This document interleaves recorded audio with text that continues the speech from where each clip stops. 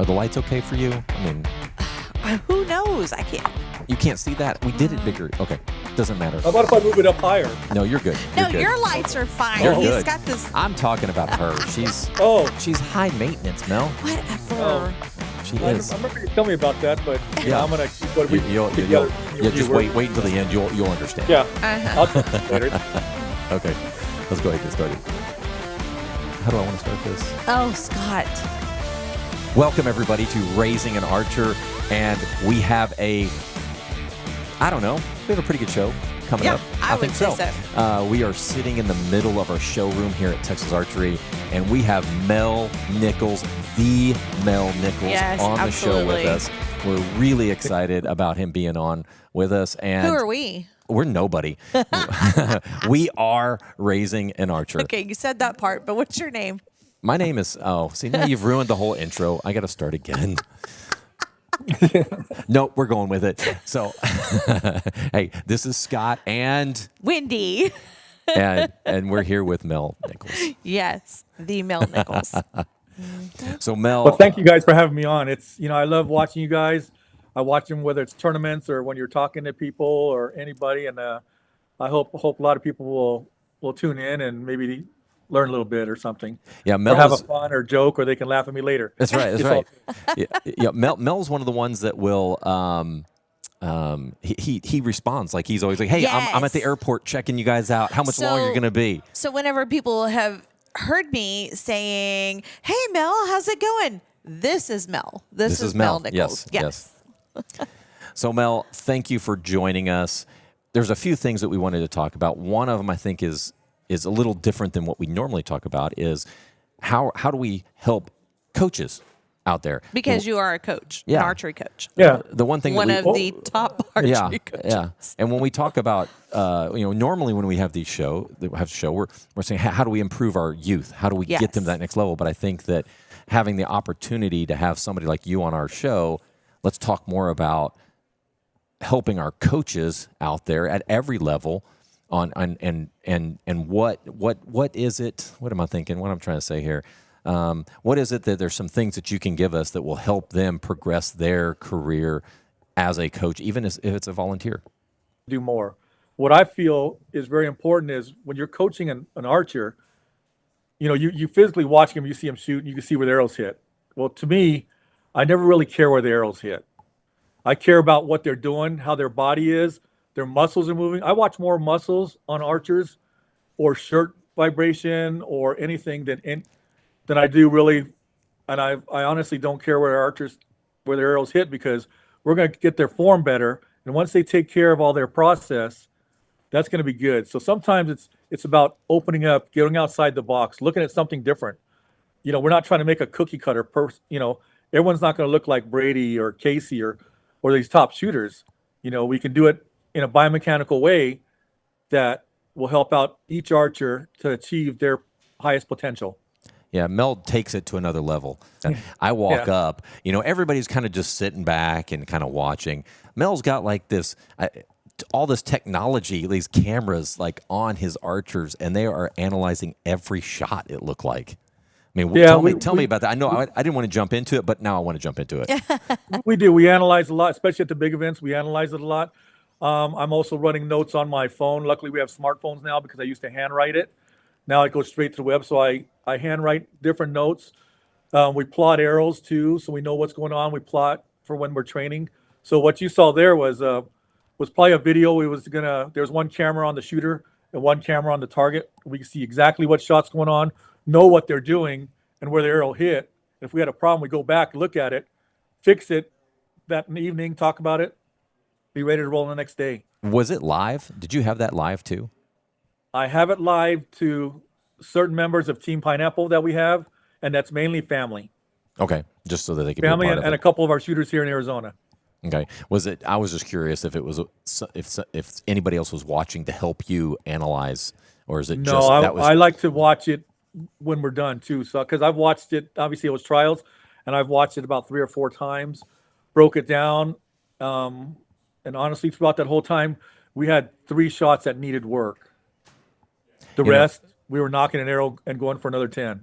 See, Wow. what's interesting about that is that, I came from the basketball world, and our coaches did the exact same thing, which I don't think we do as normally in the archery community that we do that. Like basketball, like even my daughter's volleyball coach, he would watch the other team and watch everything that happens, and he would analyze it all and then give reports to his team of exactly how they performed and as them as volleyball players, how they performed. This is pretty cool. And my athletes, even here, when you come here to my center here, it's real small. It's in the back of our acres. But we have big 55-inch screen TVs that are on the target, but we also have TVs off to the side that are on video delay. So we're watching specific spots or parts of the archer's shot to break that down so they can see it also real time. As soon as they shoot, they can look up there, work on it, fix it, and we're still recording it so we can break it down later so they can look and know it and get a good feeling, because they're going to tell me, they're going to rate their shot, every shot, with a feeling of if they felt the muscles move, if they didn't feel it move, what happened, what didn't happen, what their mental frame was, how well they ran their mental management. So we go through every shot is a lot more than just shooting one arrow. It takes us a little bit. Yeah, you mentioned mental management. How important is the mental management piece of it? Mental management to me is the most important. We've been known Lanny for many, many, many years. We live life, our house, it was always live life with mental management we do it every day, every minute, every second. Because there's, people you have good days and bad days. So ours is good days, learning days. You're going to learn. I like that. And that's just, it doesn't have to be on the archery field. It could be in life. It could be at school. It could be just driving to your shop. You could have somebody cut you off, and, that's a learning day, learning to keep your calm, learning how to have a response to it, not react to it. But mental management is my main push over everything. And I've seen, we never, for my son, we never really got into the mental management until about a year and a half ago with Penny Heddletwit, and went through the program with her, and it was kind of game changing for him. I wish we had gotten him into it years and years ago. And how he documents and how he learns from every single practice. You mentioned it. We're always learning. He's documenting everything that happens in a positive way and trying to understand what was positive. Like you talked about, there were three shots that needed work. Well, he would analyze those and say, okay, tomorrow when I practice, this is what I'm going to do to try to eliminate those three that needed work. He was very deliberate in how he would practice. Yeah. And we were talking about what coaches can do. Maybe reach out to other coaches, because you talk about Lee and Penny.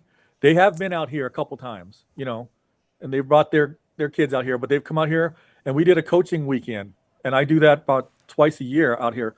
Some coach that want to come out there, and I will give them any knowledge I can, from equipment to mental to form, utilizing some of my shooters here to show them. And that's just a way to get better. Whether or not they use it, they may know some of it, great. If they don't know, great. If they learn anything, then I've done my job. I feel good, because I just want to help people. That's it. Coaches, archers, doesn't matter who. Yeah, I love that. That's something that I think is important. Is that even here we tag team coaches. It's like we don't have one coach that's your coach and that's who you're gonna die on the mound with, or on the mountain with, or on the hill, or whatever they call it. But we have multiple coaches that do different things and are good at different areas, and we pull them in, even if they're outside, like Penny and Lee. We'll pull them in if we need to. We'll pull in other coaches. Right now, her daughter's working with another coach today, trying to figure out, let's just have a second set of eyes to take a look to see if there's something that's being missed. Yes, that's great, because once you surround yourself with good people, it's never just one coach. It's a whole team. And it could be, for archery, it could be 3 or 4 or 5 or 6. It's a whole full team. It Once is. you do that, It is, yeah. then that means that some of the coaches need to keep egos out of the way. We've all seen it, and if they want it, we're here. We'll give it out. If they don't, then that's fine too. So who is Brady? Yeah, Brady. Obviously, if you don't know him, he's my stepson. So people always laugh. Go, how do you know? Well, you're just guessing what he does, and for a long time, I'm like, because I can walk down the hall 15 feet and turn left and pull him out of his room and find out what we're doing, how we're tuning our bows, and have a good time. Now he's got a great life going on with his wife and our our young little Ty, who's he's definitely a handful, and then we're expecting another one real soon. So life is going to change and we're going to have a lot more fun here pretty quick. So it's Yeah. going to be great. Absolutely. Yeah, I can tell you, the grandpa thing's pretty cool, even though she makes fun of me. But it's actually pretty Yeah. cool. Yeah, I'm not Yeah. that old yet. So. She's not that old yet. She is that old yet. So you did get into archery. You're a coach, but how did you get into archery itself? Well, I'm from Hawaii, and this Hawaiian boy does not like the cold. So I come here in Arizona and I'm fishing all summer with my friends, and in the winter, no one wants to go fishing with me. I'm like, why? They're going hunting. I'm like, let's go to the lake. So I'm on one lake one time by myself, and it's starting to snow, and I'm not catching one fish. And I'm pissed, and I'm freezing. Come home, and these guys are all just shooting their bows in the backyard. Back then, we were shooting at hay bales, balloons, paper plates. So they said, well, here, if you think it's so easy, you shoot it. Bare bow compound. Show me how to knock it. Aimed at paper plate. Hit a plate. Hit a plate. Hit a balloon. Hit a balloon. Hit another balloon. Handed them bows back and told them they all sucked. And then next thing I know, 2 weeks later, I buy a bow. Then I decide to put sights on it and got arrows and stabilizers and decide to put scope on it after a year. And next thing I know, I'm running a fully rigged target setup, No way. I never would have dreamt that was the way that he entered within just archery. a couple weeks, yeah. Well, not just that, but shooting balloons and Yeah. paper plates. That's how we all start. Yeah. Yeah. You just I guess do whatever. Julie was shooting at tennis ball, people- but Yeah, it doesn't have to be complicated. We don't have to shoot all the fancy stuff. Just shoot. Get out there and shoot. and did When did you you start, hear just how? shoot. Yeah, and he got more complicated and more complicated, or added more Yeah. and more as he went. And so that's how we started. We probably didn't go as fast as he did, but that's how we were Pretty with fast. our kids. Pretty fast. And, yeah. And so that's what we kind of tell people is that you don't have to just jump right into everything, but then you can add on as you go.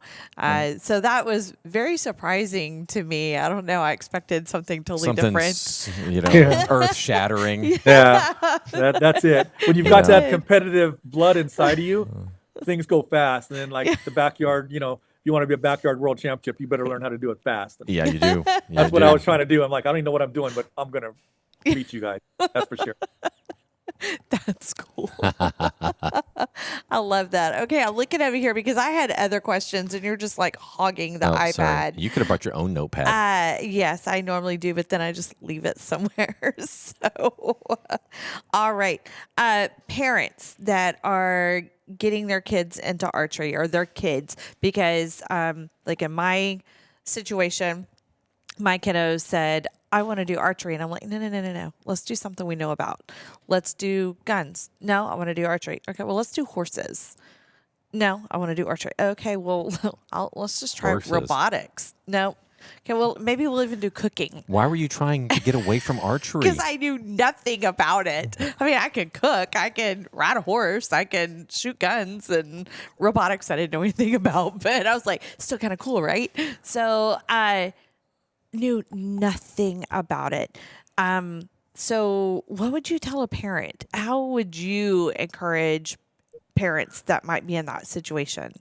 We tell a lot of parents to come and either go to an archery shop or go to one of the local clubs and get there. And especially if you don't know nothing about it, that's great, because a parent's job at that point of view is being a bank. That's it.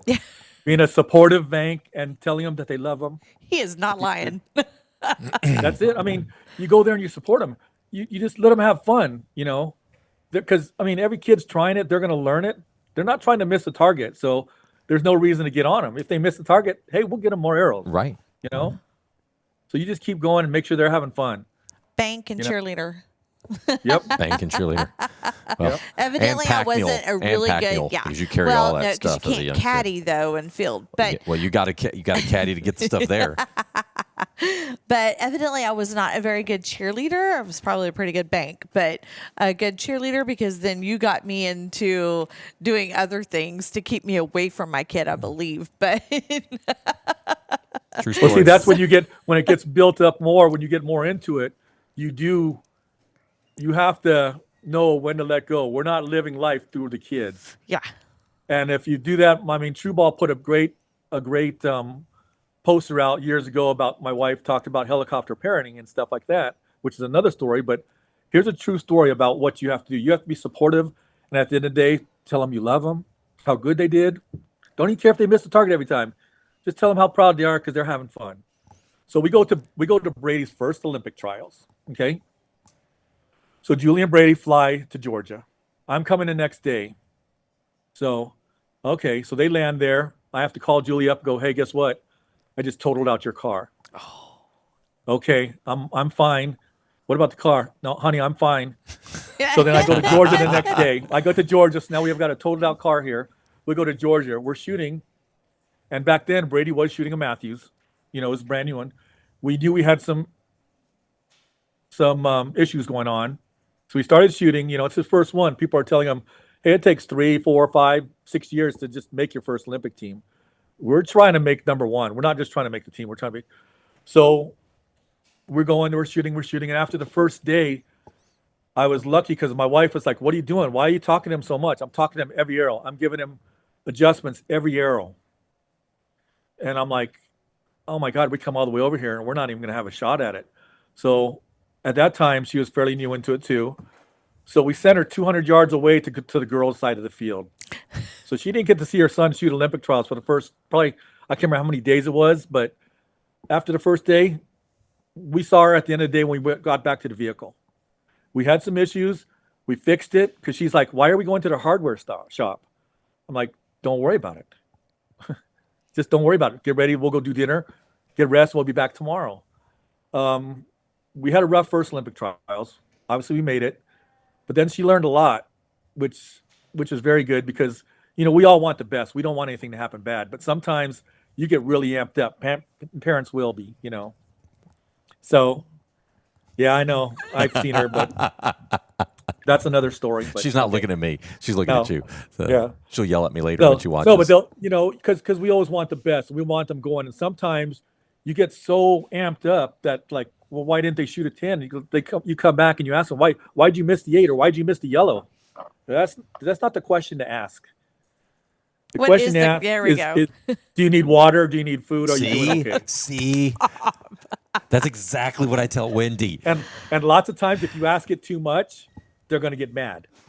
Yeah. So, Stop. so here's a better way to ask it if you're doing a mental management way. You're just like, hey, just so you know, I have water, I have fruits, and I have snacks back here whenever you need it. That's Okay. the key. See? One of my jobs as a coach is I give parents that may need to be moved away jobs. And Here I sit while and my I had daughter's to- being coached and- on another range. some parents need more jobs than others. Yep. I'm just saying. Oh yeah. Yeah, and for me, like when they're here, I'm not afraid to put a parent in timeout. Oh, I like Stop. that. I I like have. that. I like have. that. I have. There's been parents they'll be in cars and stuff. Going through the middle management, I did learn that, and I couldn't figure out, and I don't know that I truly understand, but when Julia would come back and I could see she was frustrated. Well, my thing is, as a mom, I want to fix it. I want to fix whatever is going wrong. Do I need to get different equipment? Do I need to, are you hurt? Are you injured? What? I can't stop the wind when we're outdoors, but I want to fix it, whatever it is. And so I used to, until we got into middle management, I would ask Julia, what happened? What happened? And that would make her so mad. What do you mean?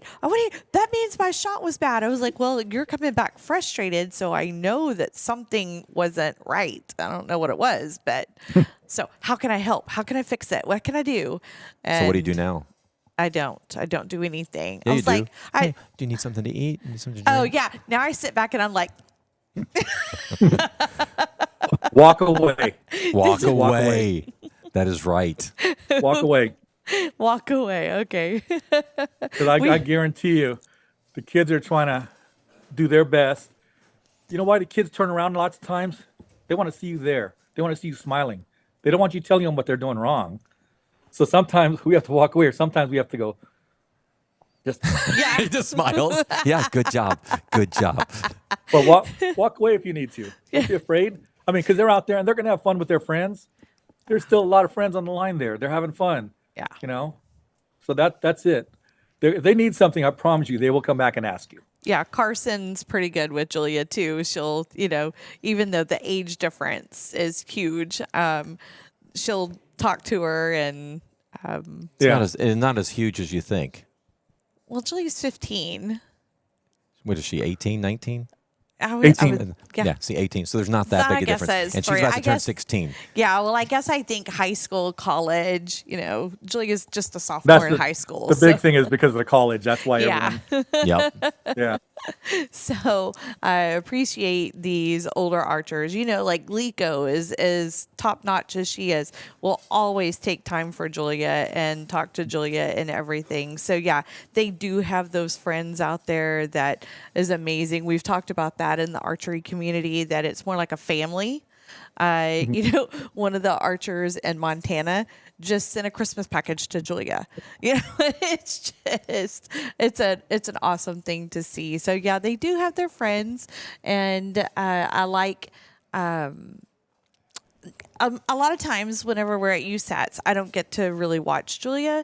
And so whenever I do step over, I get to see that friendship. And I've done so much better this past year that I stay back and I really don't want to even be seen. Matter of fact, one time you were on the phone with me and I had just gotten done with my field and you said, you were texting me. She's going into the finals, and I think you were like, she's going into the gold medal match, and I'm like, what? But I don't want to mess up her mojo. I don't want to go over there and her see me, and then and I was worried about making her tense. Oh, great! Yeah. Now my mom's watching, so I'm trying to balance that, and I don't know how to balance that as a parent.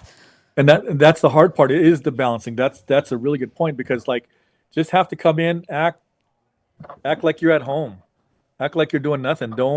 Don't push anything on them. Obviously, food or drinks. Don't ask them what they're doing wrong. She already had it under control since you hadn't been with her for the Yeah. entire thing. So you just had to go and watch. So I did. I even stayed back behind the fence. That was Gator Cup, and I stayed behind the white picket fence. I didn't even go in the archer area, even though I could have, but I just stayed back. And Ryan was like, Yeah. I'll stay where I am. Well, for me, I stay back behind the fence a lot, even though I always get the coaching credentials. Mm-hmm. I stay back a lot. The only reason I want to have the credentials, if my archer has a problem, I want to be able to go up there and not get in trouble. Right. But I will be back there, and if they need to come back, and unless something really drastic happens, that's why you'll see me up in there. I will be buying my coaching credentials again all year. Mm-hmm. I'm staying behind back. I want to train them. We train pretty hard here, and when we're everywhere else. So when we go there, I want them to relax and have fun, and know we're going to go get ice cream as soon as we're done. That's the main keys. Nothing else. When we're there, I'm not trying to change anything while we're there, because they're already getting freaked out, because now they've got a lot of friends there. People are watching them. They're like, well, I have to do this. I have to impress my parents, or I have to shoot good. They're spending a lot of money. Just have fun. And they're setting Train those hard. they're So you setting can go those there and just expectations. Yeah, they're setting those expectations in their head, I guess. Yeah. I try to So we tell don't want to cause them anything else extra. So I try to tell my kids, because I have a USA swimmer and then Julia shoots, and I try to tell both of them before they even go and compete. I try to say, I'm proud of you already. I don't even care. You haven't even done one thing today, but I love you and I'm proud of you no matter what. Because I don't want to put that pressure on them. And, I don't want to say I'm proud of you after the fact. I think what I do is I just say, Ryan, don't embarrass me. Oh, my word. No, I'm teasing. And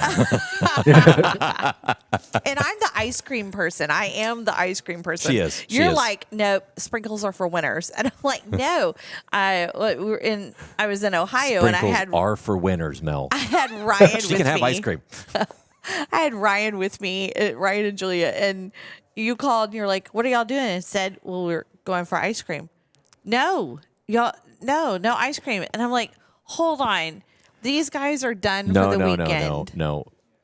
Okay, go ahead. Yeah, these guys are done for the weekend. They can go ahead and have ice cream because Julie is lactose intolerant, and so, but I mean, a little mini ice cream is fine. So of course I'm going to say no when she's shooting Yeah. and eating ice cream. It's done. So I was like, they are done. They can have ice cream now. Leave me alone while I take the kids for ice cream. So I So do if you watch us, we do it a little differently. We get done shooting, we go straight to ice cream, then we go have dinner. There you go. I like Hey, that idea. I'm all about that. See, I'm going to do that because Right down Mel there. Nichols said. I think so. I know my dad, when my dad, he came to my mom and dad came to visit us, and we all go out to dinner, and my kids are a little older at this point, and so we order our meal and we get to my dad, and he's like, I'll take the banana split. And I'm like, he's not getting the bananas. He's like, yeah, I am. I'm going to have dessert first. I could have been Then great I'll eat friends with your something later. dad. Yeah, then I'll eat something later. So that kind of falls right in line. You Yeah. know, and Yeah. that's honoring my dad. Yeah. That's what, I think that's Now you good. got to get on board. I am on board. All right. So the parent side of it, and then I'm still amazed by how he got into archery. Just totally did not expect that. He got into it because he wanted to whoop up on his friends. Right, but I don't know. I just did not expect shooting paper Balloons. plates and balloons. All right. I'm kind of old. I'm not going to lie. No, but I mean, I guess what I'm getting at is that I see you as such a professional, and we have kids that will shoot balloons for shoots, candy shoots, and different things like that. Just for fun shoots. And They're fun. Yeah, well, I know, and he was You have to competitive. keep archery fun. If you don't Yeah, keep well, archery fun, no matter what you're doing. So how do you do that at your place? We have different events. We have floating ping pongs that we fly up that are under black lights. We do a lot of different things too. That's cool. We might have to try that. I do like the idea of black lights. Right? We'll send you a video afterward. You guys can watch it. There we go. Yeah. Yeah, perfect. Yeah, because that was something, again, the professional side, and so not thinking about the fun side. And we have talked multiple times that archery has to be fun. If it's not fun, kids aren't going to want to do it. And so I think the adults here like it. Like right now, is there a league shoot over, adult league shoot going on in the other room? So again, keeping it fun and competitive with those guys. But Well, we'll train here. We train here about 4 to 5 hours each person. Most of them, my normal ones, are here 4 to 5 hours. After that, we're going to have fun doing something else. so what is we're not it? You kind have of to. beat this into You have them. to. So a typical training session, 4 to 5 hours, and then some fun time, and that's all in Yeah. one day. First off, 10 or 15 minutes of stretching, just warming up, getting in there, then going after it, whatever we have to do. Okay. Whatever we're trying to accomplish for what events we have coming on. Summertime, if it's 110, we could get done training after 4 or 5 hours, and then they'll do an ice bath or something. They don't like it, but they do. Yeah, You I know, wouldn't like that either. yeah, but it helps us being able to train as much as we do and as hard as we do. You have to do something for recovery. Okay. We have a lot of cold rush machines. We do ice baths. We What's a recover cold? quite a bit. What was that? What kind of machine? We have cold rush. We can put pads on. They're big pads. We'll strap them on. This machine will pump cold water through there. So it's under compression and it's cold water. So we'll do 20 on, 20 off, 20 on. So that's another hour there of recovery. Different, we have a lot of different ways we have to do it. And then like big events like the Arizona Cup, when we come in here, luckily last year, friend Preston, who's one of the trainers and he's been with USA, he was in doing stuff for the USA Archery's Paralympic ranking or whatever. I can't remember what they call it. But then he stayed here, and I watched him work on Khrushchev, Mikey Slusher. He worked on a bunch of many of our guys that needed help here. He was here before he had to leave. So we'll bring in trainers for big events. I will have trainers here. We'll have everything we need. And we're such a small little area, but we have everything we need here. Pretty cool. That's pretty cool. Yeah, I'd never heard of that before. Yeah, So- it legit. They train like professional athletes, and that's I think In that's here, if Julia gets sore, I bring ice packs, and then it's I think it's a back thing. So it's got the band that goes around, but I'll put it like this so it goes on her Shoulder. rhomboid. Yeah. Yep. So I don't have a compression or anything. That's my little homegrown country. Yeah. So you are you're going to hit it hard here coming up with the Olympic year coming. What does that look like for next year? Next year is going to be a crazy year for you. Yeah, next year we start on the 5th of January, and then we'll do indoors every weekend, with the Rushmore Rum. Excuse me. Rushmore Rum Bowl. We're going to come to Chula Vista for indoor nationals. Not sure about Nemes yet. Lancaster, Vegas, Easton here in Arizona, Easton in Hawaii. We'll ramp up for hopefully the USA Archery top 8. Yeah, so he's made it. He's made it to the second week in January. Okay, keep going. Yeah. I'm just teasing. So it's a big year. Yeah, my wife, when we hit January, she's always like, we need to figure out how to do less archery in January and February. There's not an option. I mean, it is like every weekend there is something going on that we have to be a part of, right? Yes, that was us last year, but this year, being a teacher, kind of running out of days. So, and then Julia gets into truancy because of all the days we missed trying to hit USAT. So, Oh yeah, Yeah, it's rough because yeah. we used to have October, November, December. Used to be our downtime.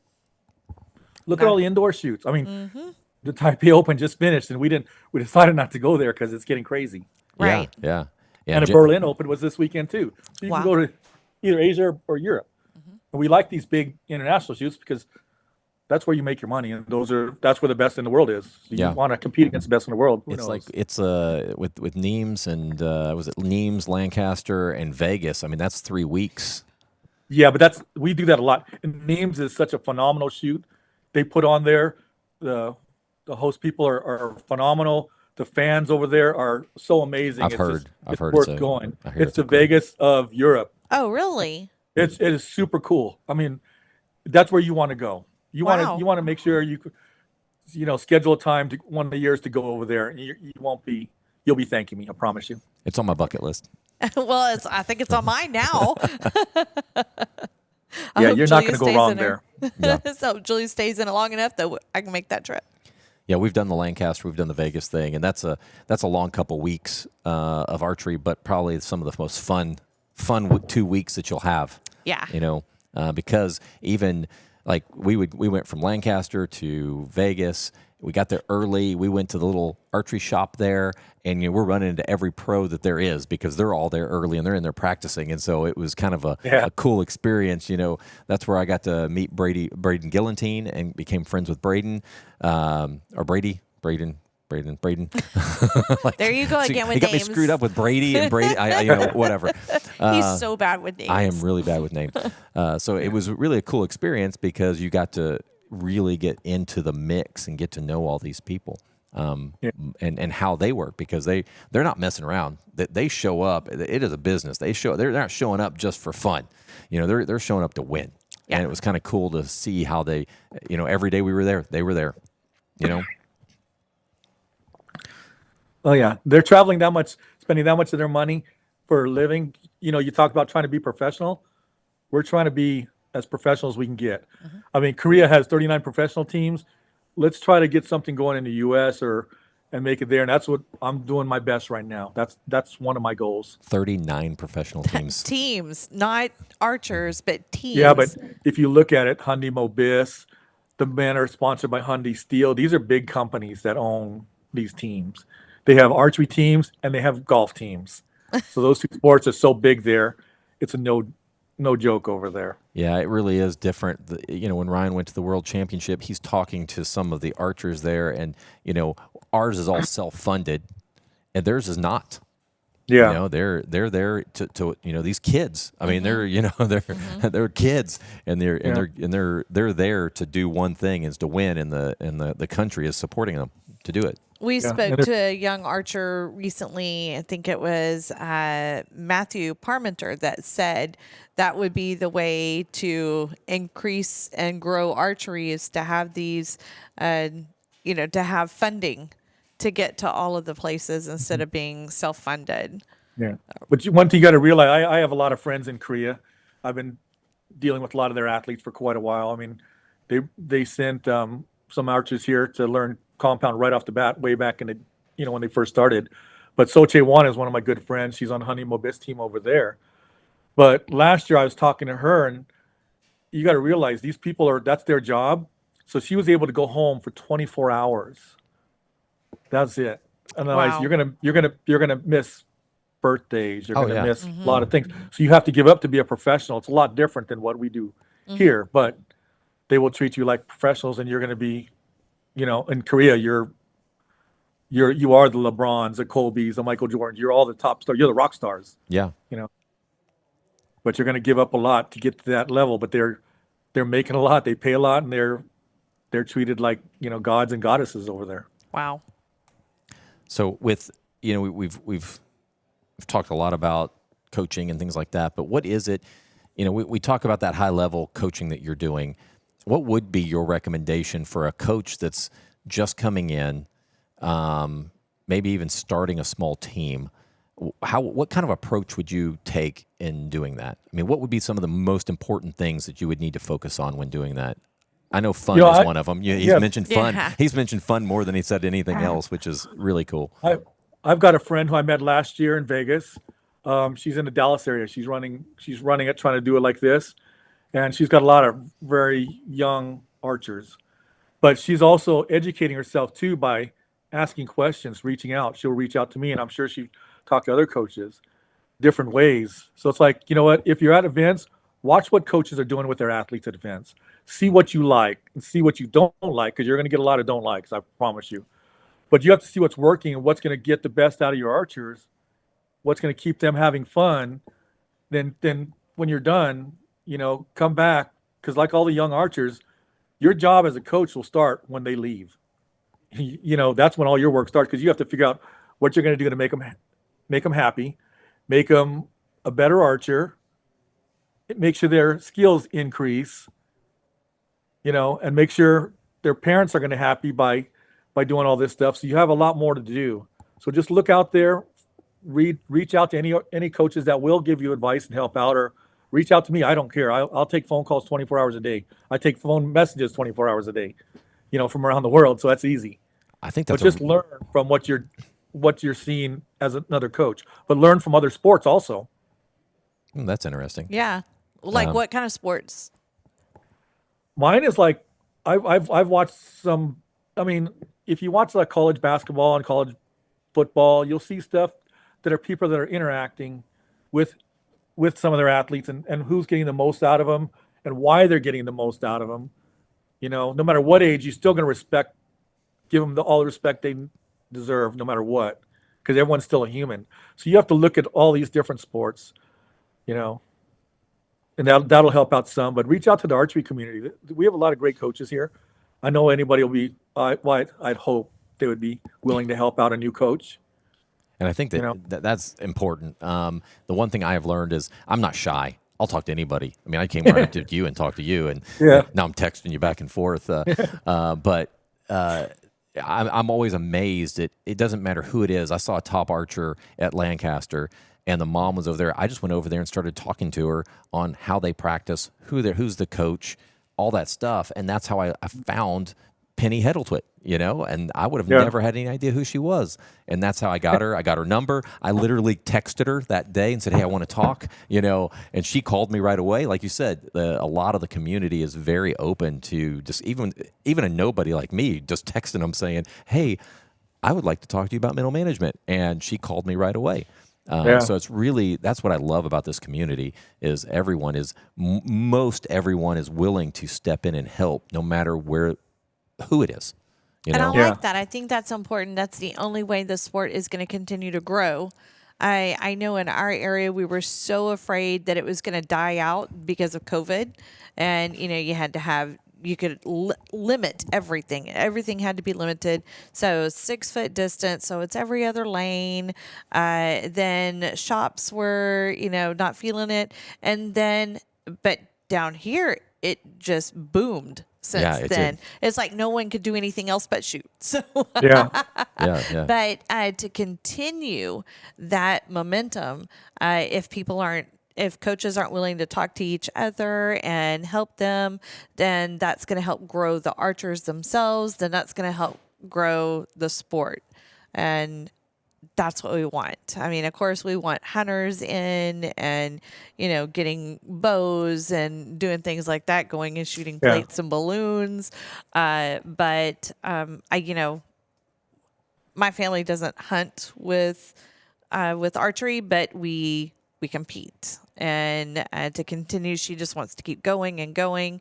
And the only way, just like you said, we've got another coach that's in here working with her right now. And if everyone didn't communicate and talk with each other, then that wouldn't happen.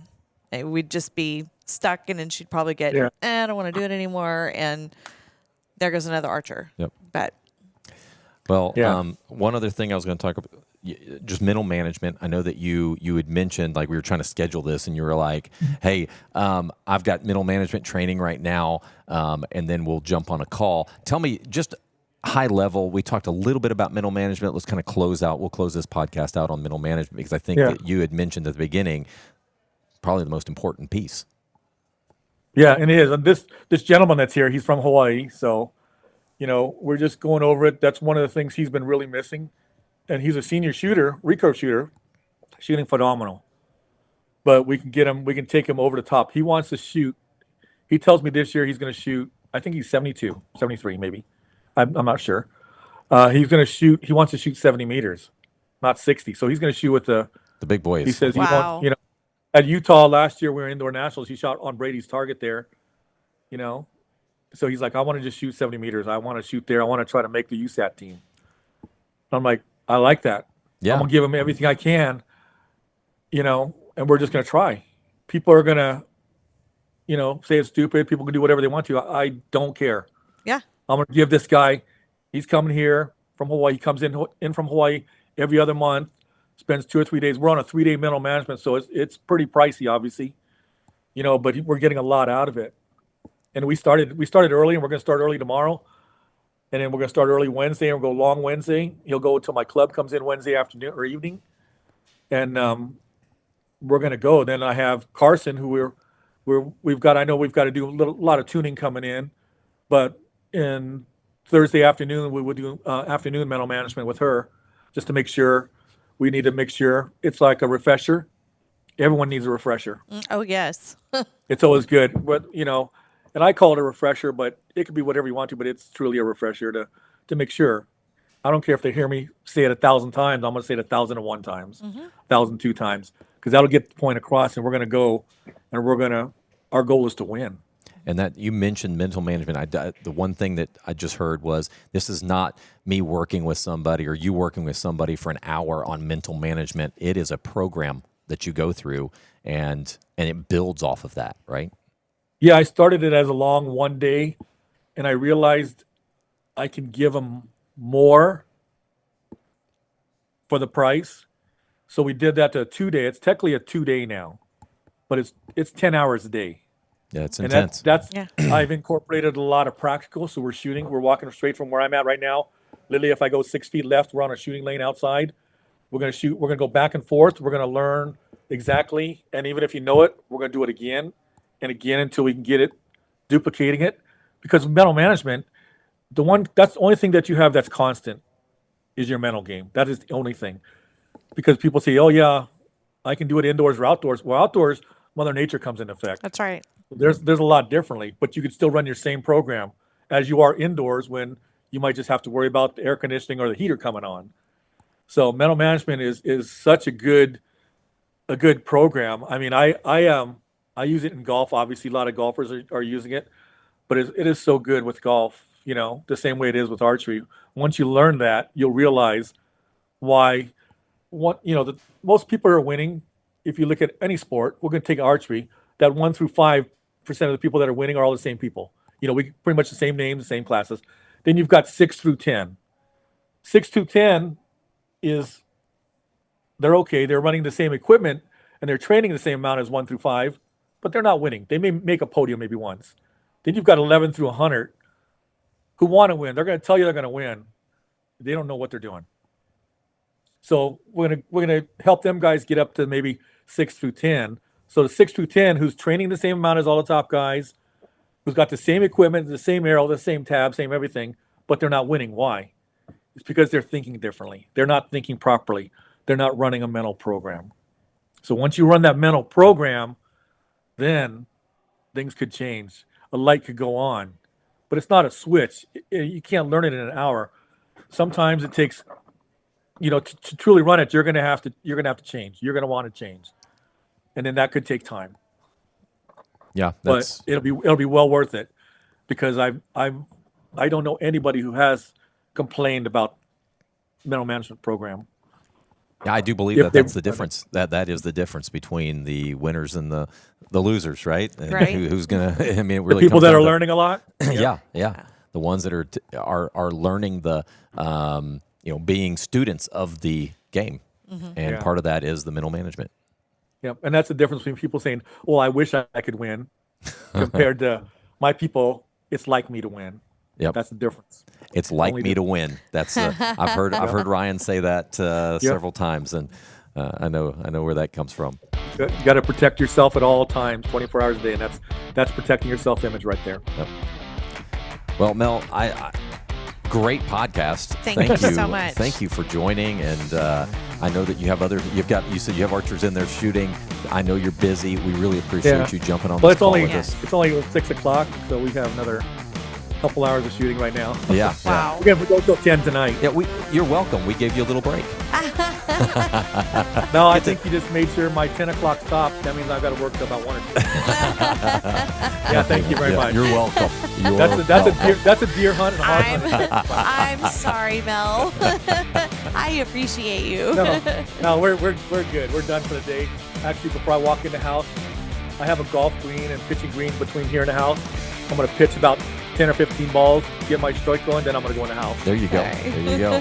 Do that every day. Well, again, Mel, thank you for joining us. Thank you. And we will catch you at the next target. And All right, that thank is you guys. it. Appreciate you. Yes, sir. And that is Alrighty. it for this episode of Raising an Archer.